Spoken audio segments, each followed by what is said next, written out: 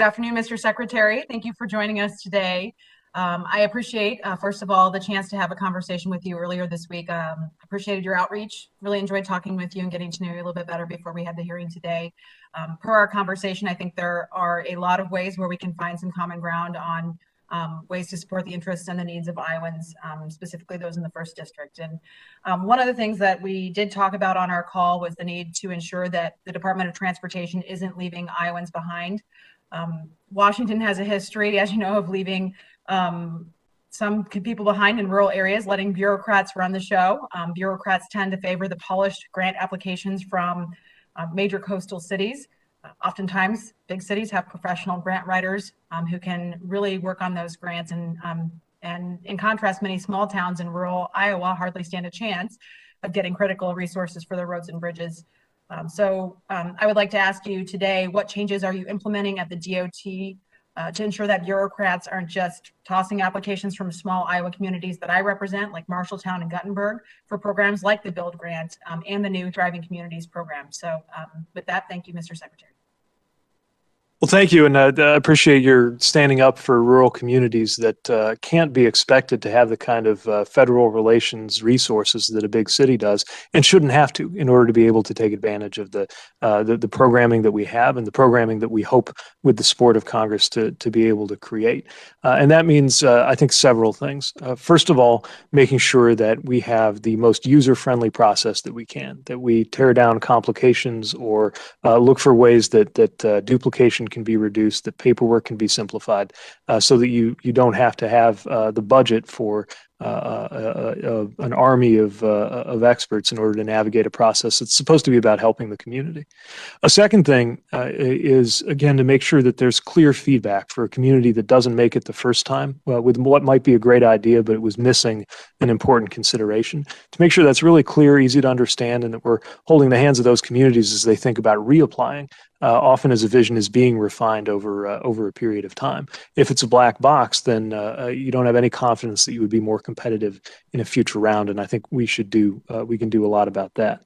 I'll say also, I've found that there are things existing in this department, some of which took shape under the last administration, that I think direct attention to rural communities. There's one, routes, and I'm going to fail at remembering what the acronym is for, other than that the R in routes is for rural. But the bottom line was to make sure that this department is more responsive and more helpful to rural communities.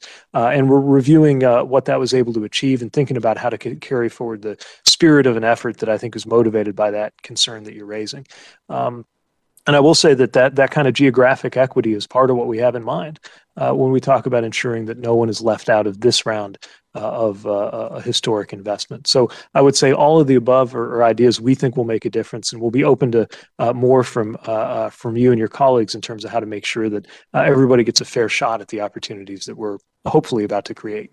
Yeah, and I appreciated in our conversation, I think you gave an example from when you were mayor of, a 17-page document that you got down to 4 pages. So I think simplification is something all constituents probably are looking for coming from federal agencies. So I appreciate that from the customer service side. One thing we also talked about was the need to focus on increasing access to critical services through transportation and infrastructure.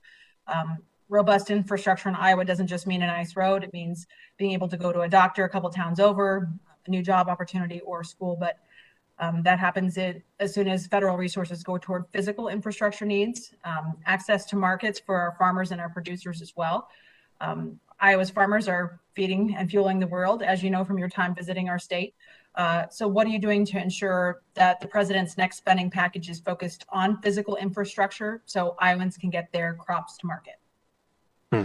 Well, in order for the crops that come out of the breadbasket of America to make it around the country and around the world, we've got to have an all of the above strategy on our infrastructure. And that's why everything from roads and bridges to ports and airports, as well as rail and transit, is contemplated here.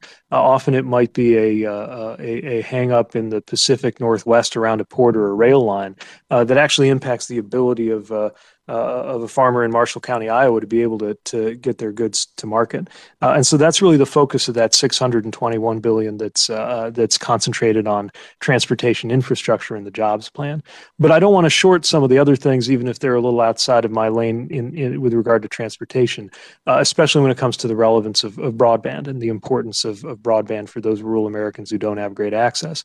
Because when we think about telemedicine or access to markets for farmers, or even just being able to do your schoolwork, we know that we've got to do better by those who have not had affordable or sometimes any access to high-speed internet. And to us, that's just as important to being able to thrive as being able to get connected to the interstate highway system. You need both. Yeah, our federally qualified health centers in Iowa saw a 750% increase in telehealth usage. So Wow. infrastructure is incredibly important, broadband as well. So thank you, Mr. Secretary, for your time today. And Mr. Chairman, I yield back.